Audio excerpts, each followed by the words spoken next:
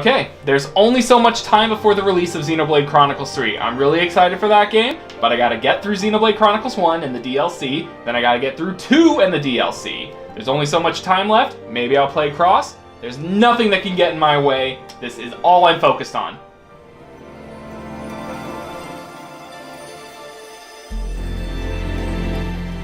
Alright! That's a game that came out! And I was kind of interested in that. Well, small distraction couldn't hurt, could it? Well, that's ominous. So to start off this video, everything you're gonna see was captured directly from my good old Kingdom Hearts 3 PS4 Pro, which is really not that old. The game just looks janky. Now, I'm by no means good at Soulsborne games. Hell, I only managed to beat Dark Souls 1 a little over 5 years ago. And that was only because I was playing along with a friend, and they helped me with loadout ideas and things like that. So when I heard that Stranger was going to be in the same vein, I was hesitant. But even still, I picked up the controller and gave it a go, because I apparently hate myself. As I was punching my way through the early levels, I really felt like there was a skeleton of a good game buried under all this chaos. I absolutely adore the way that Stranger of Chaos utilized the job system from the early Final Fantasy games, being able to swap between whatever you'd like at a moment's notice, carrying over different unlockable abilities to use throughout the fights, and being able to share skills between them. One of my favorite combinations was actually using the ninja to throw shuriken from a distance and wear down the break gauge, and then using the paladin to really get wrist deep up in a Marlboro. I actually even managed to get a lot of the advanced classes unlocked within the first few missions. Although I don't know if that was because I did literally every single side quest the moment they showed up. Fights were difficult, yes, but incredibly relaxed feeling. But that all changed as I started a mission called To Remember. To Remember is one of those missions that I can't put my finger on exactly why I hated it, except for, well, you know what? Hold on a second.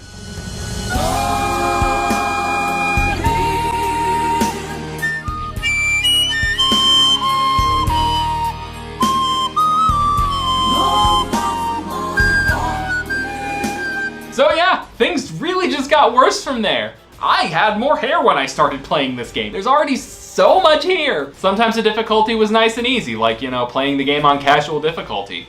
Other times it was like a nice slap in the face. Look, I know you're supposed to have some level of skill when you play a Soulsborne game. That much is obvious.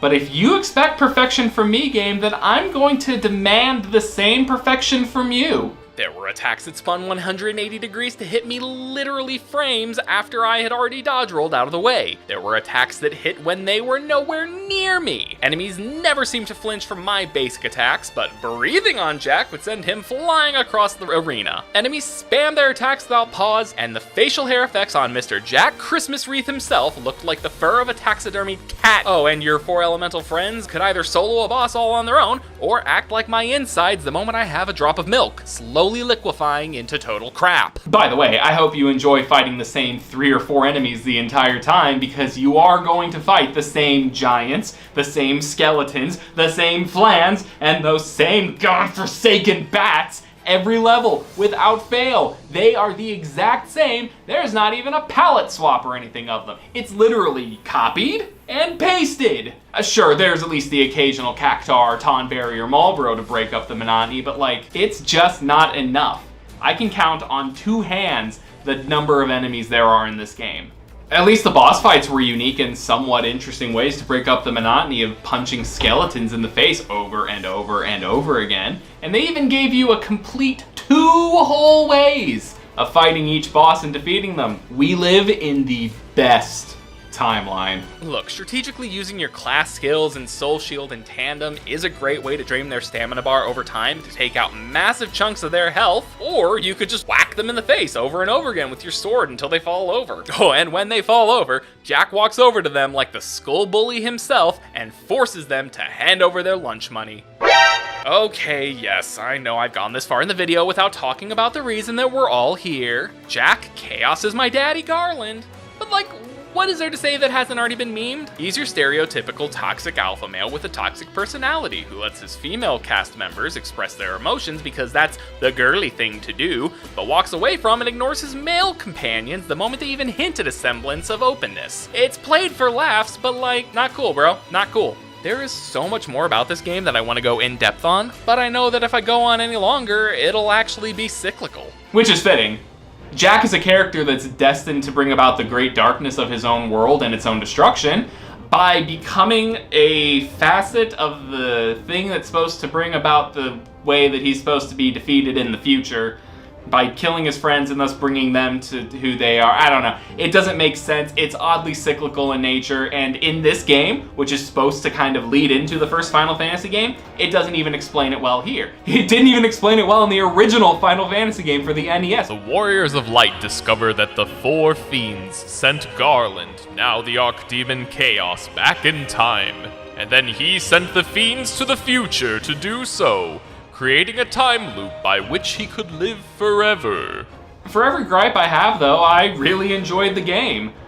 Stranger of Paradise Final Fantasy Oranges was just an interesting romp through the world of Final Fantasy I, even when I was getting my ass handed to me. There were plenty of moments where I found myself smiling like a kid again, don't get me wrong. In particular, I actually really enjoy the levels based off of Final Fantasy VI and Final Fantasy XII. I just thought they had some of the greatest looking level design. And the class system was more akin to Final Fantasy III than I think I was ever expecting it to be. And Final Fantasy III is one of my all-time favorite Final Fantasy games. If there's anything to be learned from this game, it's that you can't keep things like darkness and chaos bundled up inside you, or else you become an extremely aggro macho man. And the co-op? I actually like the co-op a lot. I had my friends Kamiblade, VT, and Dagger join me from time to time. We would grind up our anima crystals, save them up, grind through level 300 missions until we got good armor, and then just go through the 300 level missions until, until we cleared them all. It really worked well. But now, like the ever-continuing cycle of battle that Garland preaches about non-stop, so too must this review come to a close.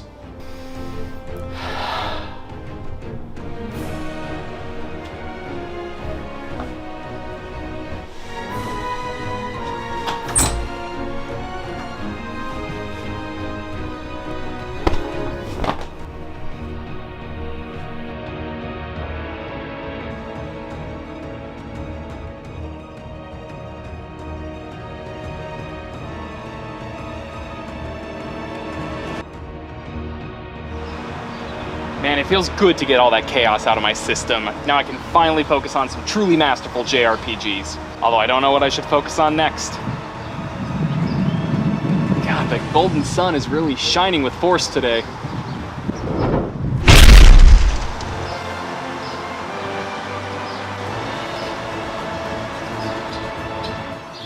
Uh-oh.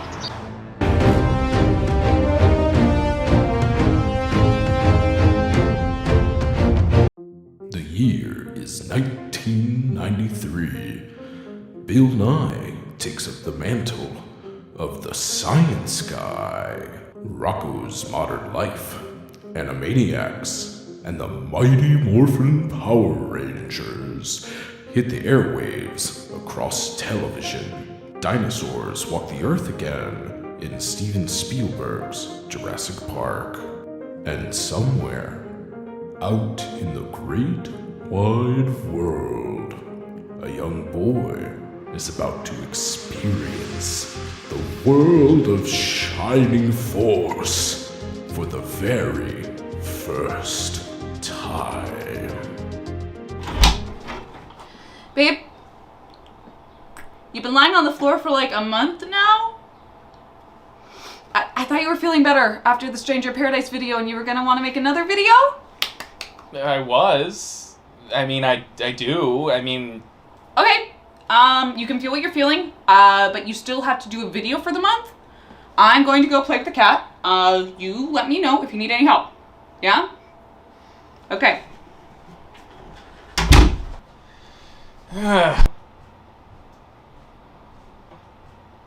June is my birthday month. And even though I may look exhausted all the time, That's apparently what it means once you hit 30. The days get longer, the nights get shorter, and my stomach makes it impossible to meal prep. So milk makes me feel bloated and gassy. Gluten's not so good either right now. Sugar gives me massive heartburn. Some fruits and vegetables just make my skin tingly. That's weird. So I guess that just leaves me with...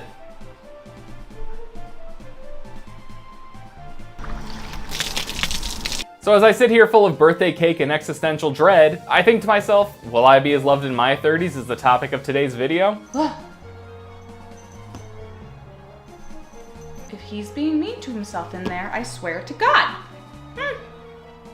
So Shining Force is a game on the Genesis that was developed by the teams at Sonic Software Planning and Climax Entertainment, helmed by directors Yasuhiro Taguchi and Kenji Arimo, and produced by Hiroyuki Takahashi. Sequel to the 1991 dungeon crawler Shining in the Darkness, Shining Force would go on to achieve cult classic status, and be ranked as one of the best Genesis games of all time. Spawned several sequels, re-releases, and even saw a remake on the GBA, Resurrection of the Dark Dragon, which expanded on the original story to include 3 new scenarios and some additional playable characters, as well as increasing the overall difficulty. As of this video, I've only played through Shining Force 1, but that was enough to get me interested. I wanted to know more. It was hungry for my attention. Genesis really does what Nintendo don't. So Sonic Software Planning would eventually drop Sega, while still agreeing to keep the Shining series exclusive to their consoles, but by the time Shining Force 3 was released, they had already rebranded to Camelot Software Planning, otherwise known as Please for the Love of God Make Me Another Golden Sun game. With Sega focusing all their resources on the upcoming Dreamcast, the final Shining Force 3 scenario was in jeopardy,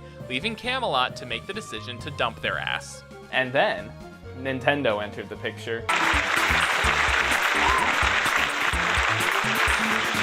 Todd Howard, baby! Let's put Skyrim on my Token Walker next! This partnership would help create some titles that were beloved by gamers of all ages, including Mario Tennis, Mario Golf, Mario Power Tennis, Mario Golf Toadstool Tour, New Play Controls Mario Power Tennis, Mario Golf World Tour, Mario Sports Superstars, I'm sensing a trend. and also a little unknown JRPG series that just so happens to be near and dear to my heart, Golden Sun.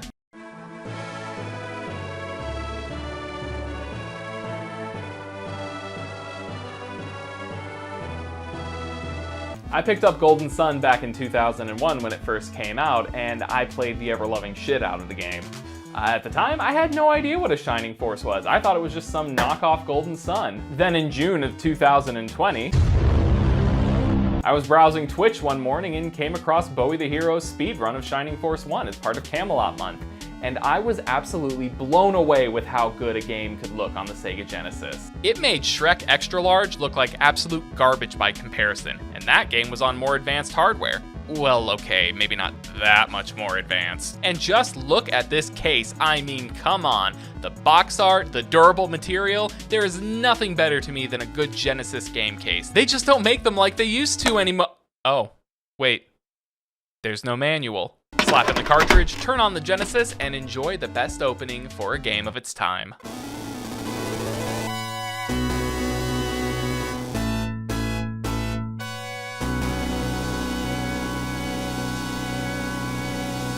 You play as Max, a knight of Guardiana who suffers from amnesia. They fill the role of the silent protagonist, which is a trend Camelot really seems to like. You're tasked by the king to set out and stop a man by the name of Cain and the hordes of Runefaust from opening the Shining Path and allowing Dark Dragon to be resurrected. Not the Dark Dragon, just Dark Dragon. As you go, the caravan coalesces and you collect a cavalcade of colorful and curious creatures, like a knight who can use magic because they studied at a wizarding school, or a magical tentacle monster that hatches from an egg. Then there's my personal favorite, Armadillo in a mech suit. Combat is conducted on different battle maps, including a standard overworld, a circus, a ship deck, and several dark dungeons. Some of these maps even contain hidden items and characters. As previously stated, each unit brings something different to the table in terms of their ability. Certain casters, like Henri and Domingo, have access to some of the strongest elemental magics in the game, while melee units like Max, Gort, and Gunts can soak damage and deal it back out with massive numbers. Eventually, the Shining Force managed to defeat Cain and his army,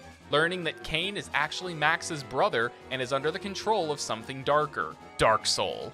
At the story's climax, Max and the Shining Force face off against Dark Soul and his armies.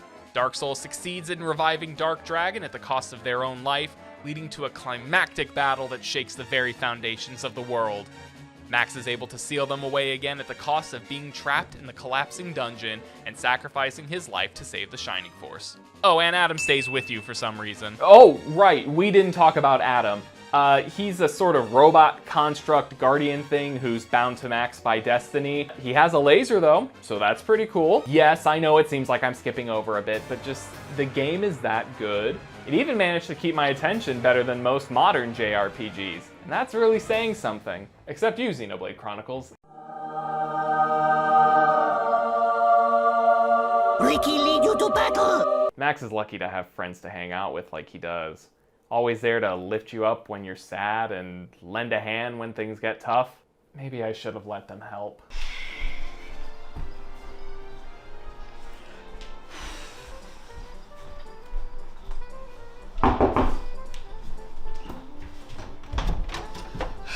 I got your text.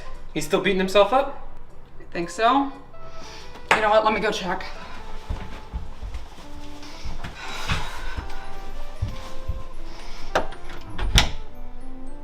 Maybe I should just shut up. I don't know if anyone is even listening to this or, hell, cares about what I make at this point. I should just call it quits and delete all the footage. Oh no. It's worse than I thought. Well, I guess I really ought to push through the rest of this chaos and finish out the review. Where were we again? Oh, While I'm not great at SRPGs, there was something about Shining Force that just clicked for me in all the right ways. It could be the fact that every character has their own base class and promotion class, because we all know that I'm a sucker for good classes in an RPG. but when your character gets promoted, this isn't like a 9-to-5 promotion. Oh no. You have to pay money to earn this promotion, and it starts you back at the base level, with all of your stats reduced. But when you level up, you actually get stronger than you were the first time, so it balances out in the end. If Max is ever defeated, or you cast Egress to escape battle, it's not the end of the world. You start at the nearest town and can jump right back into the battle again with all your experience, items, and levels retained, meaning you can just grind all the levels. I don't think there was really anything I disliked about the game. The gameplay was smooth and stable, the story was absolutely phenomenal, the soundtrack was fantastic for a Genesis game, even if it did sound as screechy as my cat sometimes. I didn't even break the game once, which is rare for me. I did it again! I can count. 35 IV male Gardevoir with high Dynamax boost and surprise. Ah! The boat is gone! The boat is gone! Why am I free floating? If there was one thing I could say that was a dislike, it was casting magic, but it's for a very specific reason. Magic makes the screen flash a ton, and it just hurt my eyes after a while. But that's literally the only thing I didn't like. Are you sure he's even gonna let us help? He seemed pretty dead set with doing this himself. Hello? Oh, hey Steven, what's up? Yeah, I'm actually just finishing up the video here as we speak. After that, no, I'm good. I don't need any help at the moment. I'm just gonna write the next script and then, yeah, get started on that. No, man, no, I'm sure I'm good. Chaos and I are doing just fine. Uh-huh. Okay. Hold on. Did he actually say chaos? I mean, maybe. I just thought he was referring to Soba or something. Oh. I was super scared to have my first experience with Shining Force on stream. What if it didn't live up to the hype? What if I didn't like it and a ravenous group of fanboys came and just told me how wrong I was? And then suddenly I was deep into Chapter 3, sneakily grinding away playing Dungeons & Dragons. I actually found myself trying to play this game outside of streaming, simply because I was having too much fun. The game absolutely deserves a remake, or at least a remaster.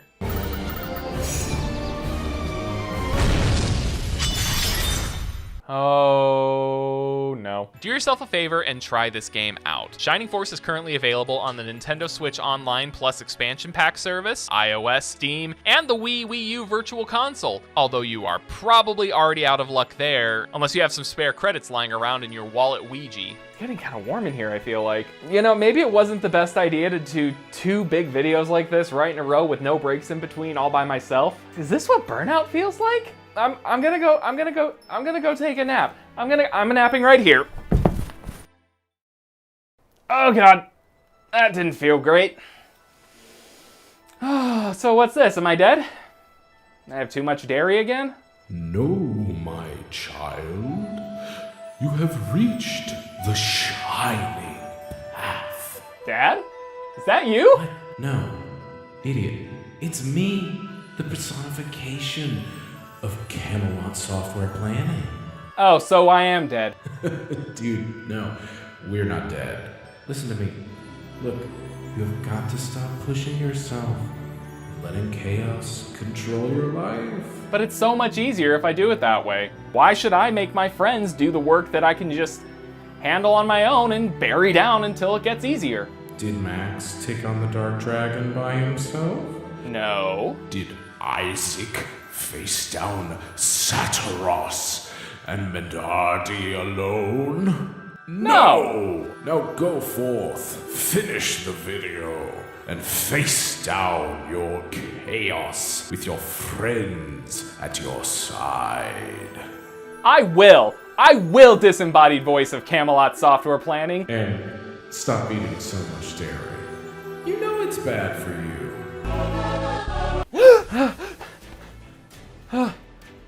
Ooh. Oh, the disembodied voice of Camelot was right. I don't have to face chaos on my own. I've got friends! Lizzie, I'm so glad to see you. And Steven, hi! Look, guys, I'm sorry for how I acted earlier. I should not have denied your help. I can't finish this video without you. Will you help me? And so, gathering his companions, Colin, Lizzie, and Steven set out to fight chaos.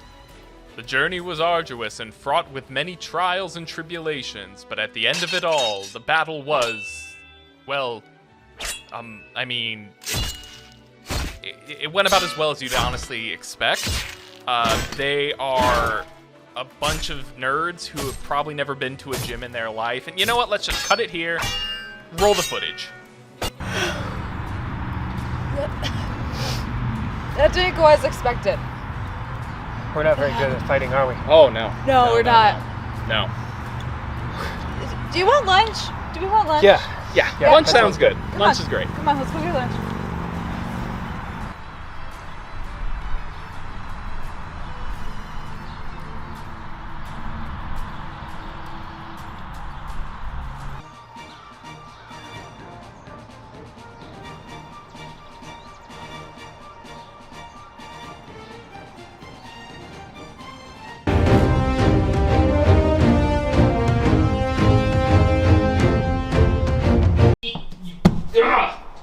Go, go, go, go, go, go, go, go. Okay, maybe I like Stranger of Paradise more than I let on. I honestly didn't think I'd be getting back to it so soon, though. When I first talked about Stranger of Paradise, there were definitely some things that I missed. Like how Jack treated Jed when he was showing emotions, actually being addressed again later when Jack took the time to acknowledge the emotions of Jed as well as his own. He's got a one-track mind and a toxic personality, yes, but he does grow out of it and come out of his shell as the story goes on, and I can admit that I missed that. So let's see if that character development sticks in the first of the 3 DLCs for Jack and his friends. Trials of the Dragon King is the first piece of post-game content released for Stranger of Paradise Final Fantasy Origins, releasing on July 20th, 2022.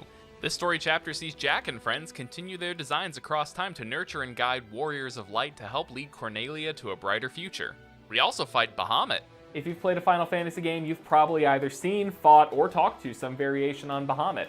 So why shouldn't Jack and the gang get involved as well? I really wish I had a friend to help me through getting my shit kicked in by Bahamut. So, I heard Bahamut's kicking your shit in. Is that my friend Ben? In a Final Fantasy cartridge? So Jack also gets to duke it out with Bahamut and the Warrior of Light in this DLC. And these aren't just some random characters, oh no, these are the full-fledged versions of the characters, with the Warrior of Light using the incredible Amano artwork as a base for the model. And this Warrior of Light doesn't take shit. You will get your ass handed to you over and over and over and over. Have you tried not sucking? The fight with the Warrior of Light is pretty cool though. They use attacks from different iterations of their character throughout the different series, like Shining Wave from Dissidia NT and Opera Omnia, and they are downright brutal. I still haven't beaten them yet, and I'm using the easy mode. Warrior of light. More like warrior of the light is slowly dying behind my eyes as my soul is extinguished and I want to die. Just don't give it into chaos or anything, okay? Don't worry about them. They're long dead and buried. And you know, the game supports co-op, so you could jump in at any time. This is way more entertaining. Outside of this, the big thing that Trials of the Dragon King adds is 3 completely new jobs. Yes! Joining the menagerie of hats that Jack can wear is the Summoner, the Evoker, and the Pilgrim. Thanksgiving came early this year. Boo. Summoner and Evoker are the only jobs that I recognize though, with Summoner allowing you to summon a wide array of creatures to fight at your side, consisting of Bahamut, and that's it. Yeah, so apparently the only creature you can summon is the Dragon King themselves. But I think it's one of the coolest summonings from any Final Fantasy. You actually summon Bahamut to fight in your place. Evoker takes the concept of Summoner and expands on it, summoning spirits that attack enemies automatically. They can debuff, heal, do your taxes, they can basically do it all. But you can't summon Bahamut, so it's automatically less cool. Aren't you dodging your taxes? So? And finally, the Pilgrim. Now with 100% less genocide. This class is really more akin to playing as Simon Belmont, using an expanding staff and assault hook ability to fly around the battlefield and pull enemies in real close for a bear hug. On top of that, Jack now has access to a new accessory slot, a new difficulty setting with Bahamut level difficulty, the Dragon Trials, Chaos equipment, and in a huge nod to the original Final Fantasy, you can use a rat tail to evolve every class, which is so freaking cool. You know, I guess Jack and I have a little more in common than I thought. We both have problems with our inner chaos, and sometimes all it takes is a little encouragement from a good friend to be able to talk about a video game again without losing my mind. Oh no, you've still lost your mind. You've talked about this game twice. There's no coming back from that. Also, you're imagining me as an NES cartridge. I hate that you have a point. Have I mentioned that Bahamut difficulty is hard as hell? Because it is. If you thought you were bad at this game before, Bahamut difficulty is going to kick your teeth in so hard and so far that it expects your dentist to say thank you afterwards. It's a fun challenge, yeah, but is it absolutely necessary? No. Well, I'd better be going. Will I ever see you again? When the time is right. When a soul in need looks to the sky and says, "Oh man, this game is hard." When we become wanderers of the rift. Right. Trials of the Dragon King adds a ton to the gameplay loop of Stranger of Paradise, sure, but my biggest gripe is that it locks everything new behind the Bahamut difficulty. Chaos was hard enough on its own. Why did we need an even harder difficulty? It's like if someone made a video talking about a game that they'd already talked about, but made it even better than before, while still making you watch the new video to understand every minute little detail and every little thing about the video, even though he continued rambling on and Eventually they had to go in to talk about DLC 2 and they made another video on it and ah, shit.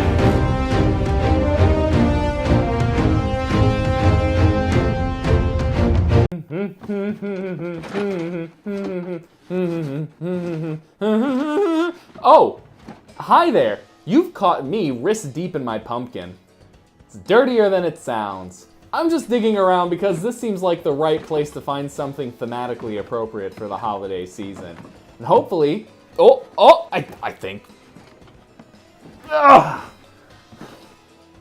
Oh, God.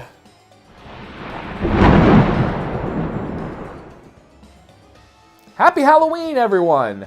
Or day after Halloween, or sometime following Halloween. I don't know when this video is going to be going up exactly. I really lost track of my days preparing and working on this one, and really only finished the script like the day I'm shooting this. So, you know, just know that I had every intention of getting this up on or as close to Halloween as I could. Halloween is a weird time of the year for me. It's always felt like a gateway between the summer and Christmas seasons, and I've never been super into it. Costumes and candy are great, but it's just not my preferred holiday. But it turns out that my lovely wife is incredibly into the spooky season, so that always makes it more enjoyable. The original idea for this video was to have like a Halloween party with me playing these games in the background and having this big crossover story involving a sexy vampire and vampire hunters and monsters, and it just didn't work out because the vampire economy really sucks right now. So instead, I'm going to be talking to you about what I have determined, and with help from the internet, the 3 worst Castlevania games. Yes, I know there are much spookier games out there with jump scares, horror elements, and things that would make me scream so loud that Canada can hear me, but I really feel like the Castlevania series encapsulates the vibe of classic horror. What is a man? with monsters and castles and vampires and vampire hunters. Quick spoiler, I've never played a Castlevania game before October of 2020 when I played Symphony of the Night and Aria of Sorrow back-to-back on stream. So my expectations are pretty high. Also, I'm a huge fan of the series from Netflix. Seriously, that is some good quality TV. We got the original Castlevania over here in the United States for the NES in 1986, and since then, Castlevania has had most of its titles released in both regions. The theme that ties everything together is that you explore the depths of Dracula's castle as a vampire hunter of the Belmont clan, usually Simon Belmont, who's a descendant of a legendary vampire hunter on a quest to slay Dracula, who's apparently back again. And it won't be the last time. Castlevania is frequently ranked as one of Konami's most successful franchises, with several titles being ranked among the best video games ever made. Pretty big praise for a game about hunting Dracula down and slapping him in the face with your whip every couple of centuries. So, let's dive right in and take a look at what the internet has rated as one of the worst Castlevania games of all time. Castlevania for the Nintendo 64.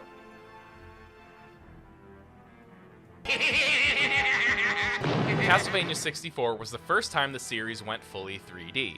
You take on the role of one of two protagonists, Carrie Fernandez, a ranged magic user, and Reinhard Schneider, our bread and butter whip guy. The story is pretty straightforward too. Find Dracula and stop him from returning to power after his most recent nap. It's got multiple story endings, a day and night cycle, and even exploding skeletons. And that's all fine and good, story is super important. But there's just one little thing that made me so beyond frustrated, no matter how far I got in the game. When you die, it instantly restarts the stage. There are no checkpoints. I spent a total of 2 hours just replaying the first level over and over and over again. It took me 16 resets to get out of the first level. I gave up after that. There were platforms that just decided to slip out from underneath me whenever I would jump on them. Enemies would come out of nowhere to attack, and when you kill them, they just keep spawning. And then worst of all, there were no on-screen button prompts to tell me when I needed to interact with something. I'd run up to like a gate or a door or a tree or something, and I'd have no idea if I'm supposed to interact with it. There was nothing at all. How do you know if you're supposed to touch something? I hate to be this salty early on because I just can't like this game. Maybe Carrie's a better choice. I mean, she has both magic and a melee attack, so that's got to be an easier time, right? No, it's literal hell. I understand that some people find this game enjoyable. Good for you. I, however, don't. I never want to see this game again, so I won't. Okay, that's Castlevania 64 out of the way. I wonder what's next.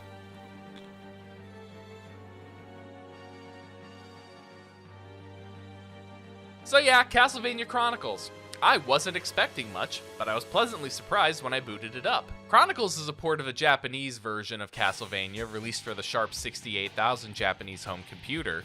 It's got new stages, redesigned stages, a better soundtrack, a new sub-weapon, and a harder difficulty, and was met with mixed to positive reviews. Chronicles, however, features an arranged mode with extra visual overhauls, a new sprite for Simon, selectable difficulty, and an altered soundtrack. Arranged mode is actually how I chose to play it. I played Castlevania Chronicle for like 3 hours on stream the other night, and at the time, I was not a fan of it. And then afterwards, I may have compared it, rather unfavorably, to Castlevania Symphony of the Night. I'm a big enough man to admit that I was wrong. To be fair, I really liked Symphony of the Night. It's a ton of fun. But later that week, I sat back down and played a few more hours of Chronicles. And you know what? I actually managed to beat it, making it the first time I've ever completed a game based off the original Castlevania. Please clap. Turns out a game doesn't need intense story elements peppered throughout the world to make it a good game. You can just rely on good old-fashioned, fun, simple monster mashing. Speaking of monster mashing and bland story, I suppose all that's left is the worst of the worst.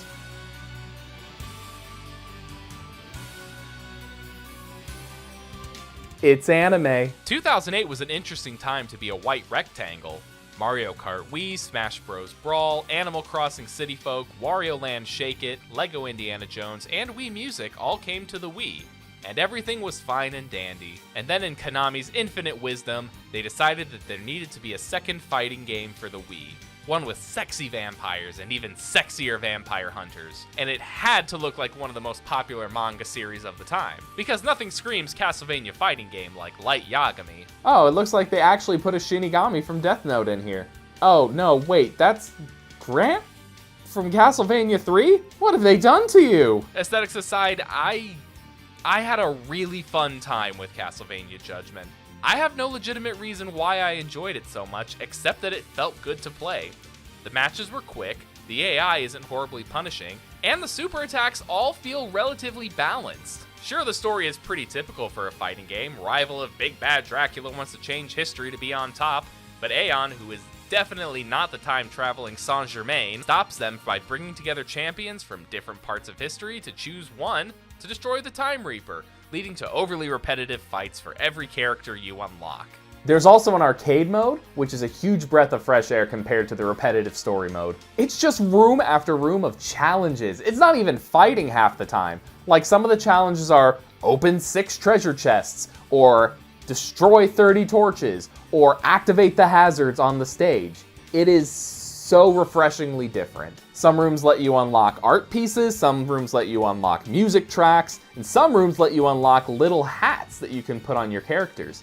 Yes, you heard me right. You can put a little hat on Alucard and make him look like the most dapper gentleman in the world. Is it necessary? No. Do I love it? Oh yes. You know, the internet told me that these were going to be some of the worst Castlevania games of all time, but for once, I think the internet lied to me. Sure, they aren't as good as games like Symphony of the Night or Aria of Sorrow, but each has their own merits, their own positives that outweigh their negatives. They may not all be winners, but they're part of what makes Castlevania the legendary franchise it's come to be known as, flaws and all.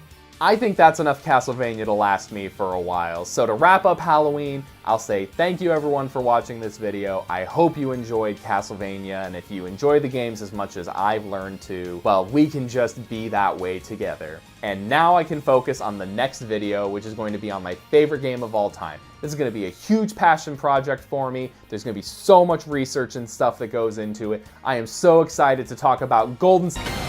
You should consider yourself lucky to face me!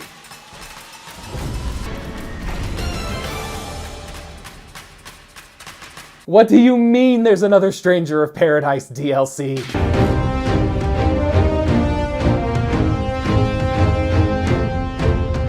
Ugh, you know what? It's been a while since I've done a video like this, so let's look at one of these classic PS1 titles on my shelf here.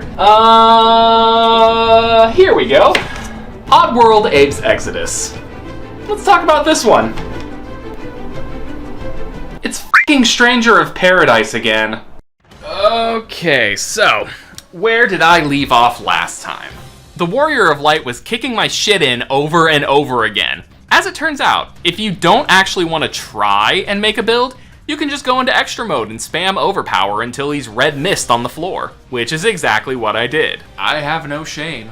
Okay, so that's not exactly true. I legitimately tried my hardest to beat the Warrior of Light fair and square. It just wasn't happening. And since I couldn't start the new DLC until I finished that mission, I just made it happen. Which brings us to the topic of today's video, the Wanderer of the Rift DLC, featuring Greg from the Final Fantasy series. What are you doing in my studio? I'm you from a different universe, one where Golden Sun got multiple releases on different consoles, and pretty much everything else is the same. That makes complete and total sense. No one should think too hard about that at all. But what are you doing here? Isn't this the Tales of the Abyss review? We're gonna do this whole thing where, you know, we talked about replicas and, you know, Ash being the real one and Luke, you know what I'm talking about. Isn't that this video? Yeah, sorry man, I don't know what to tell you. I'm still working on Stranger of Paradise for a bit. I haven't even touched anything else other than like Shining Force and Castlevania. Oh, wow, I'm sorry. I thought this was the right spot in the timeline. Finish your Stranger of Paradise video. I'm gonna go hang out with Soba for a bit. I haven't even considered doing a review of Tales of the Abyss. Jack and his two good friends, Lefty and Super Punchy Punch, trek through the Dimensional Labyrinth for the opportunity to hang out with Gilgamesh in scenic locations and remind him that Jack is not to be messed with. Turns out the Gilgamesh of this game is actually from the Dissidia timeline, so for all you Dissidia Final Fantasy fans out there, which I know there are 2, this is the DLC for you apparently. He also recognizes the name Garland, although we're not that Garland, we're just Garland. They managed to have quite a few interesting conversations too before Gilgamesh decides that he's Tuxedo Mask. This goes on for 22 floors until suddenly Mechagodzilla appears from nowhere and demands your lunch money. I think it's technically the same death machine from the original Final Fantasy game, but this one has arms made of machine guns. It's just too bad that it suffers the same as everything else does. And yes, I'm sure you've noticed by now, but even though I'm in extra mode, I'm not taking any damage. I don't like being locked out of story by not getting good, so I decided to use the 400% Knight Affinity ability in tandem with extra mode to achieve immortality. Am I a proud man? No. But did I manage to beat the DLC and finish the story all while achieving the Platinum Trophy? Also no. At least to the Platinum Trophy. That thing is a pain in the ass to earn. Wanderer of the Rift follows in the footsteps of Trials of the Dragon King by adding in a new level of difficulty called, of course, Gilgamesh, and a brand new class, the Blue Mage. Oh boy, I get to be a Blue Mage, like my favorite Final Fantasy character of all time, Final Fantasy VI's Strago Magus. Kind of. You use the Chain Affinity ability to spam the abilities that you get from monsters and bosses. You can also play the Chaos Dating Sim with the discarded organic reconnaissance unit, aka Astos 2.0, and a slew of other monsters that you can summon with soul gems. Just be sure to always talk to them, feed them, do quests for them, and give them a well-oiled massage to build up your smoochin' meter. I mean affinity meter. Once they love you enough, they'll even answer your texts at night and come help you beat people up. Don't forget about the Dimension Bringer ability. Great point, thanks for the reminder. Also, you were out of beer when I got here. So yeah, Dimension Bringer is the new bringer power for the expansion. Like its Lightbringer and Chaos Bringer cousins, it uses your entire mana bar, but instead of making you much more powerful, you slow down time in a huge bubble around you, meaning enemies can keep moving while you attack, but they are incredibly slow. You deal more damage each time you use an action too, so be sure to stack up those hits. There's also some new dragon trials that were added to the mix and a brand new currency to spend on the new artifact weapon. If you're lucky, they may even be blessed by a summoned spirit. Even me, who we all know is legitimately terrible at this game, managed to get a few good drops here and there. Which leads me to the next section of the video, one of which we're going to talk about right now and then never bring up again. Up until the Wanderer of the Rift DLC, I never put any thought behind a build for Jack or any of his friends. I actually sat down and did some research on job affinities that would work well with the one new class I accidentally fell in love with, the Evoker. The Evoker is actually much more of a neat class than I had previously given it credit for in another video. There's nothing quite like using your Summon Spirit to pull weaker enemies together and then absolutely wrecking them with the Lacerate ability. I put in way too much fucking time trying to get the skills on the armor I wanted, the right pieces of armor, and trying to be the best Evoker I could be. I legitimately went in trying to learn every little detail. And after a lot of trial and error, I can confidently say I was able to get through some of the harder difficulty Bahamut missions and most of the Gilgamesh DLC without having to resort to extra mode. It actually made me feel really accomplished, and I never get to feel that way with Stranger of Paradise. So, Wanderer of the Rift. Did it meet my expectations for another part of the Stranger of Paradise story?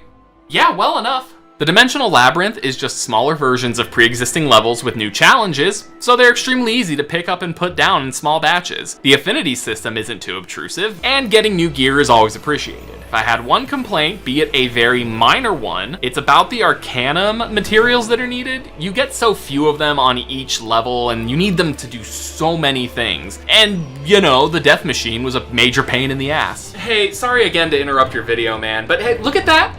With this video, you're done. No, this is DLC number 2, Wanderer of the Rift, featuring Gilgamesh from the Final Fantasy series. Different Future doesn't come out until... it's already out. That's not good. Different Future broke me when I played that, but I'm sure you'll be fine. Well, I'm off. I'm sure me being here early didn't impact anything in a completely negative way. Right, Soba?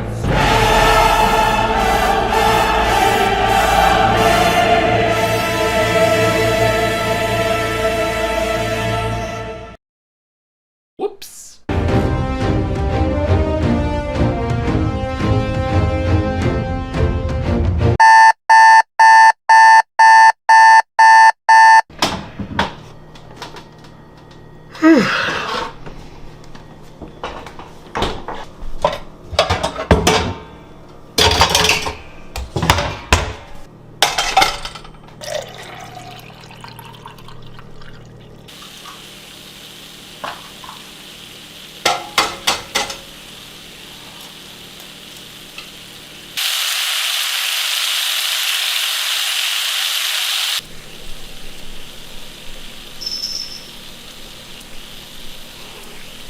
It's no secret that I focus more on retro gaming on this show. Ignore the fact that I've made 3 videos on Stranger of Paradise and have a 4th in the works. The first one was kind of a meme, and then the others, well, I couldn't chicken out at that point. But as a general rule, I do try to avoid a lot of modern and retro revival titles. If I want to play a game like Golden Sun, then I can just play Golden Sun. But today is a different story. Back in September 2019, I had the chance to play the Zelda Link's Awakening remake, and one of the things that I really liked about that, besides the art style, I mean, can we just talk for a second about how cute those moblins are? I just want to grab their faces, squish them, and just pinch their chubby little cheeks! Was the chamber dungeon system. Being able to build a dungeon by placing tiles on a grid was a stroke of genius that didn't take away from the overall experience. But at that point in the year, we'd already had Mario Maker 2, and you could build entire levels with that. Unfortunately, the chamber dungeon's biggest holdup was that they were just pre-designed chunks that you could put in any order that made sense. It was good, but it could have been better. Enter Super Dungeon Maker, a pixel art dungeon editor inspired by the top-down styles of classic Zelda. Super Dungeon Maker brings the best aspects of designing in Mario Maker together with the idea of the chamber dungeons and combines them into one fantastic concept, and that's no yoke.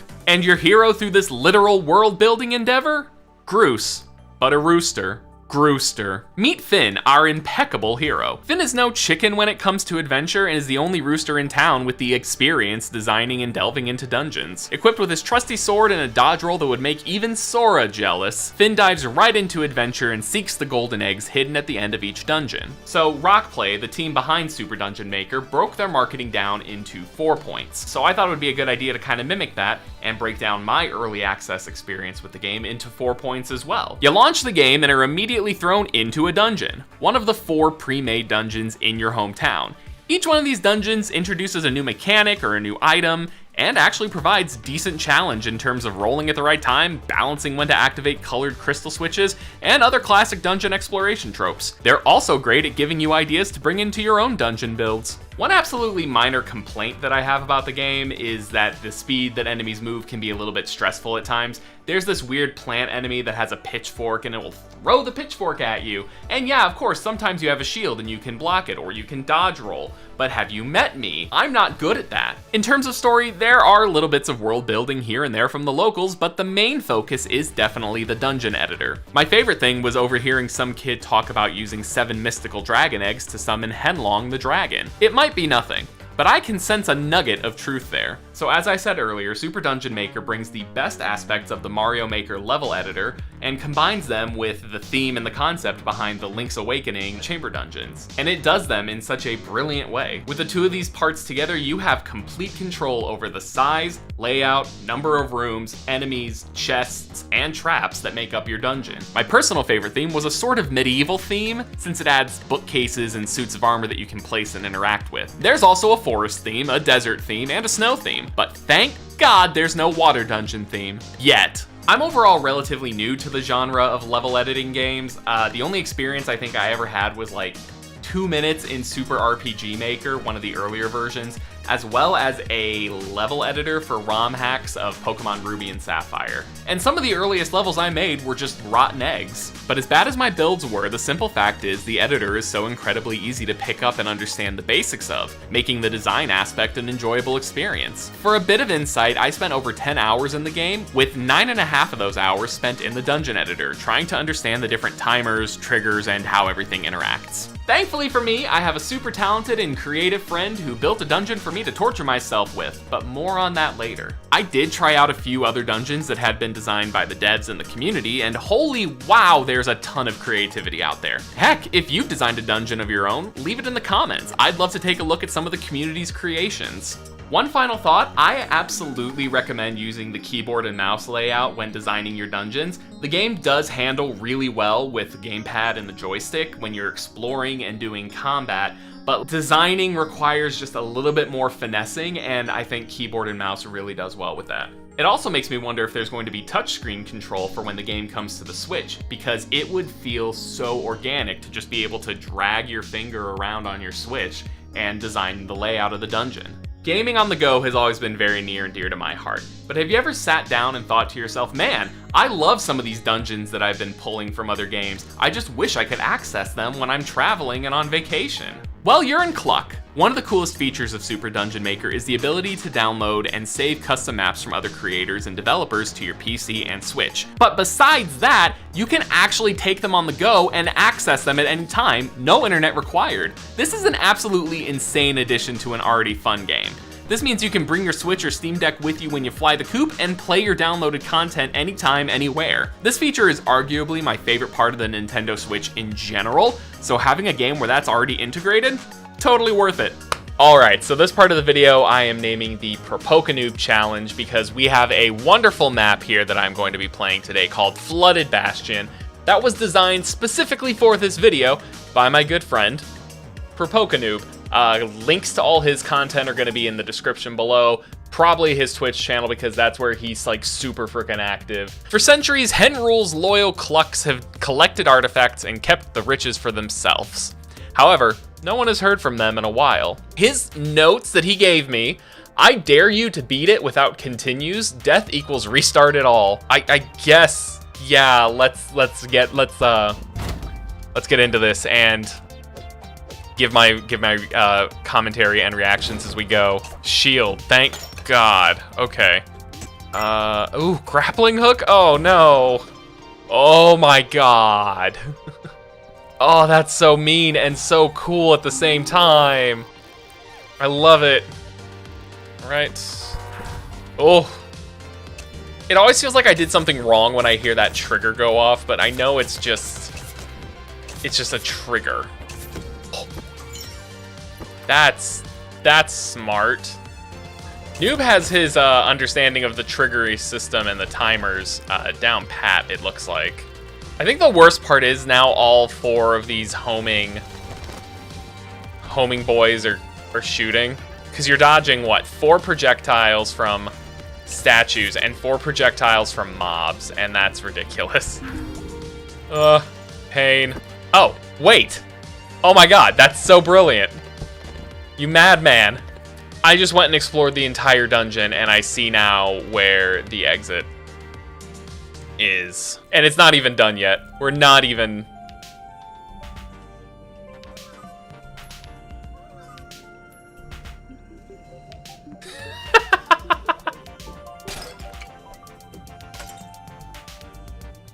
That's amazing. This was great.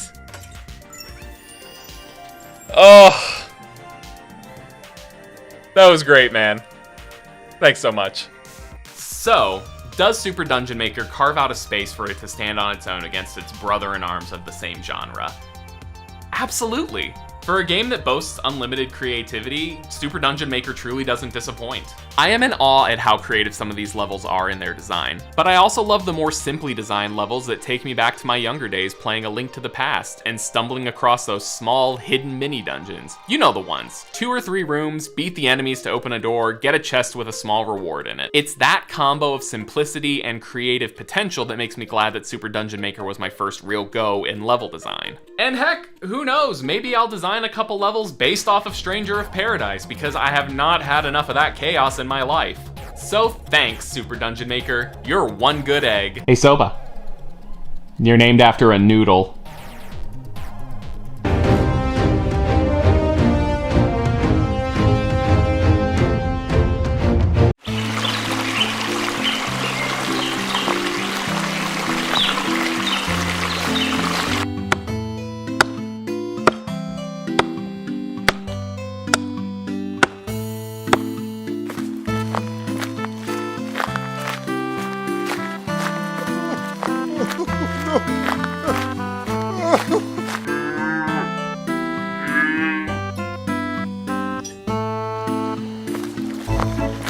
This is too high def. No! Do you ever just look at something old and think to yourself, wow, I really should base my entire aesthetic around this one vintage retro thing? There's just something special about the things we grew up with that stick with us throughout the rest of our life. Like a well-worn VHS tape that you just watched into the ground over and over again. Or a well-loved copy of Pokemon Yellow. Old is hip, old is hot, I want some old. But you know what I love even more than all of that? Games that have a retro vibe. Now, I'm not talking about games like Golf Story or Shovel Knight that are intended to invoke the nostalgia of retro games. No, I'm talking about the ones that look and feel retro without even trying. Because they kind of are. Take one of my favorite games of all time, RuneScape. No, not that RuneScape. Not even close. I'm talking about the blueprint, the impetus, the absolutely unforgettable, one and only old school RuneScape. I'm gonna go ahead and assume that if you're watching this video right now, you already have a general idea of what RuneScape is. Unless you're my dad, and you call it RuneScape. But in case you've lived under a rock for the last 20 years, RuneScape is a massively multiplayer online RPG that's been around for a really long time. So long, in fact, that in 2017, Guinness World Records listed it as the world's largest and most updated free-to-play MMO, which is not surprising in the slightest. RuneScape's first form, commonly referred to as Classic, was released in January 2001. Being the first version of the game, a lot of the classic skills and concepts that we know today were introduced. I never got to experience Classic. I was only 10 at the time, and all I was doing was playing CDs on the Dell Dimensions Pentium 3. Ask me how many times I've played through the same 4 levels of Disney's Toy Story 2 or Eyewitness Virtual Reality Dinosaur Hunter, though. Those were my jam. Classic would then be followed up in 2004 by RuneScape 2. And while the servers were discontinued that same year, Jagex had, on occasion, brought an older version of Classic back online for major events, like RuneScape's 15th anniversary, letting new players and veterans alike experience the majesty and the campiness of Classic. Unfortunately, it looks like any future chances to experience Classic have been lost faster than a dragon scimitar in the wilderness. Back in 2018, Jagex announced that they would be vaulting RuneScape for good due to numerous unfixable issues and errors.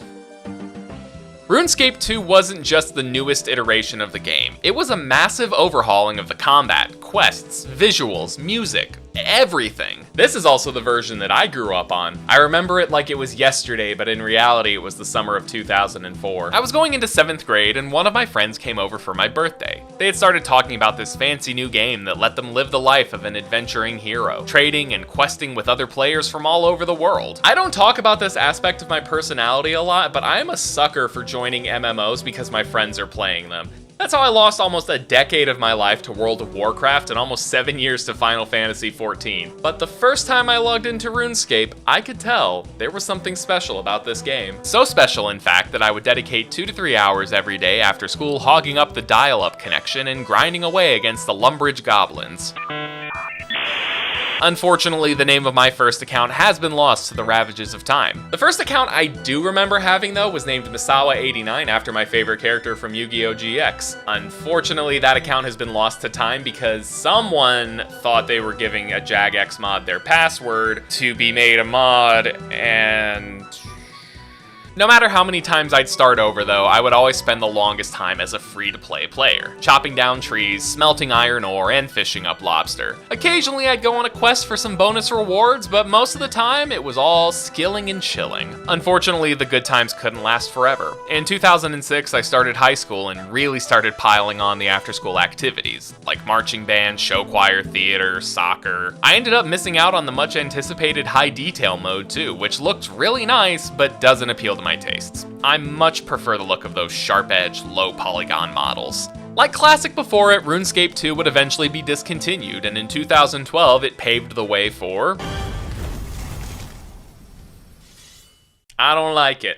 Turns out, I wasn't alone. The backlash was so intense that just months after Modern's release, Jagex put up an old backup of RuneScape 2's source code online for players to relive their glory days. This version of the game, lovingly referred to as Old School RuneScape, was originally members only, but it would later change to a free-to-play model with a members option in 2015.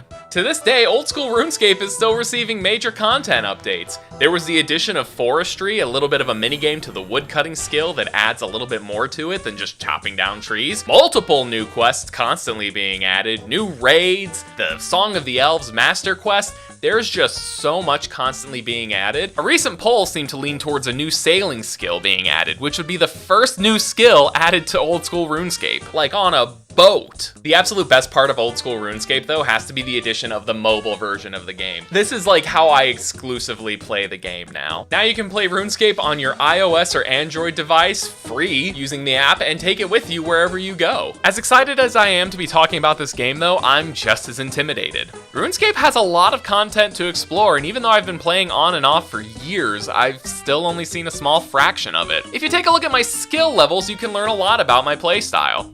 Sure, I have some pretty decent combat skills, and a few of my gathering skills are above the average, but then there's some that, well, let's just say I hyperfixated on. Fishing has always been one of my favorite skills. I love to waste the day away fishing lobsters on Karamja Island, spearfishing outside of Catherby, and just hanging out on the fishing trawler. Cooking actually pairs really well with fishing as well, since you can just cook your catch up on the spot. And I do, a lot. My good friend Ben and I actually started a skill challenge on stream, and that's what kind of got us back into old school RuneScape recently, where we would each pick a set of skills to split between us and only be able to level those up during the week. And it was a really unique and interesting way to play the game that I haven't seen too many other people utilize. So while you're leveling up and working on your skills, or maybe out hunting monsters, you might find yourself coming across a rolled up bit of parchment called a clue scroll. Clue scrolls alone make membership worth it for me. I love them that much. They're exactly what they sound like. A scroll with a clue. They can come from geodes, bottles, birds' nests, and even the corpses of your enemies. As you follow the clues, you'll find more clues, leading to more clues, leading to more clues, and eventually a casket, dropping a reward that most of the time is not worth it. Now let's talk about quests, because I really love the quests in this game. Out of all the MMOs I've ever played, RuneScape has my favorites. Probably because I can remember the objectives of them after almost 2 decades. A few of my favorites are Vampire Slayer, where you would go and kill a vampire that's resting in the Haunted Mansion, Ernest the Chicken, which took place entirely in that same mansion, and of course we can't forget about Demon Slayer. Demon Slayer was the first major combat quest I ever finished without dying, and I was so excited that I remember running into the living room to tell my parents. Sadly, they were not as enthused as I was.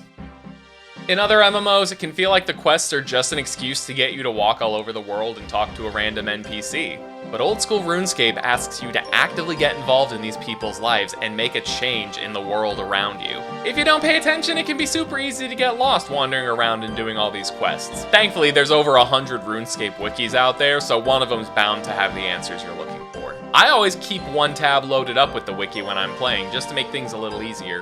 One little thing I'd like to mention real quick is the helmet icon right next to my character's name. When we started our skill challenge, we decided to add an additional level of difficulty by becoming Iron Man.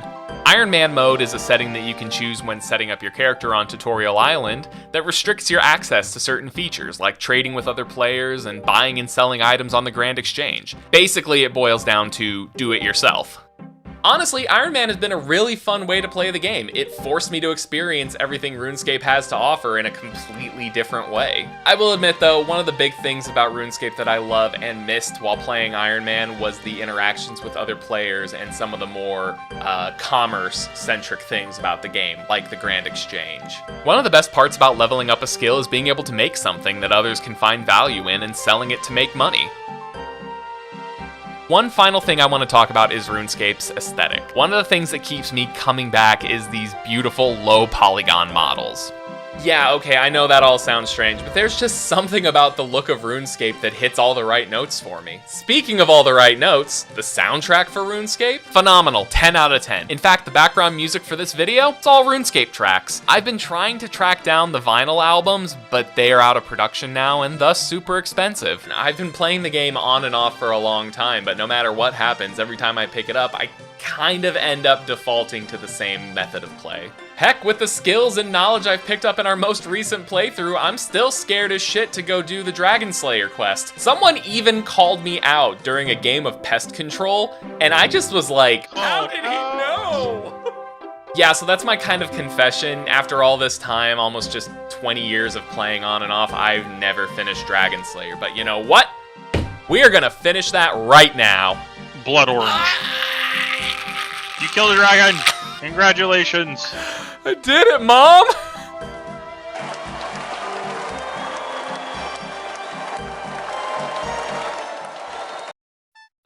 So the year is 2023. We're right on the cusp of RuneScape adding in its first new skill since launch, and the question is, should you play old school RuneScape? I think you already know what I'm going to say.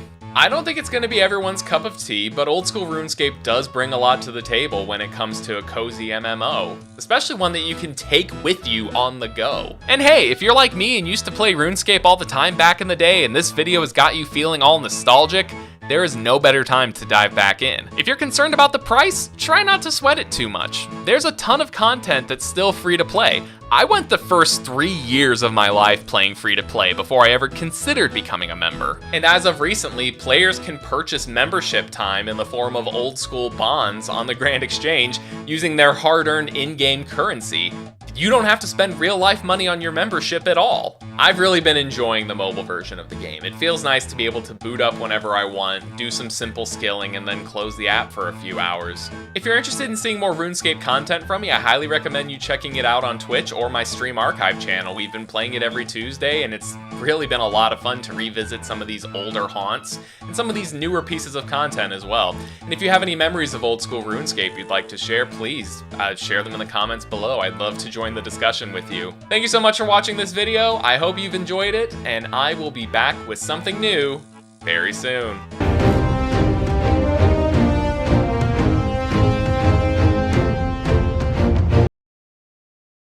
It's fucking Stranger of Paradise again.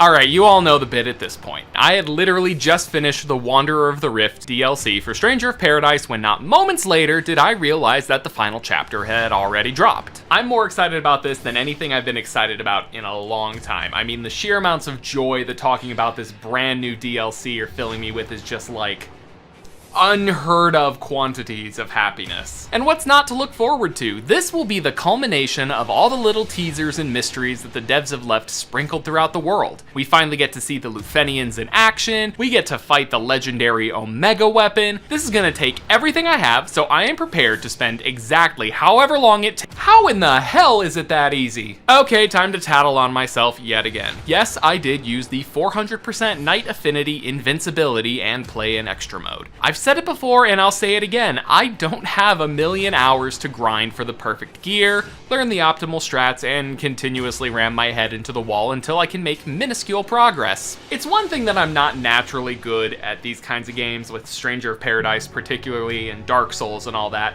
but when the DLC is just the same 4 bosses repeated 6 times in a row, I feel obligated to be bad. You fight the Emperor, then the Omega weapon, then the Lufenian, then the Emperor again, then the Warrior of Light, and then finally, in a weirdly cathartic moment, you actually get to punch Jack Garland in his dumb face. It was incredibly satisfying, and then suddenly, it was over. That was it. Well, that's not totally true. 3 new missions unlock at the end, but they're really just 3 of the same thing we've seen before across different parts of the world map.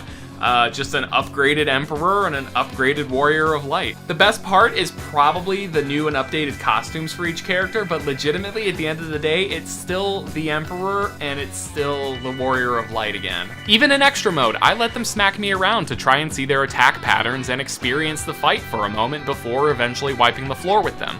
I do find it interesting that my partners would die as fast as I did in normal mode, but in extra mode, they became surprisingly durable. I wish they could be like that all the time, but whatever. Well, I guess I've got a little bit of extra time because of how short the DLC was, so let's dive in a little bit on the story.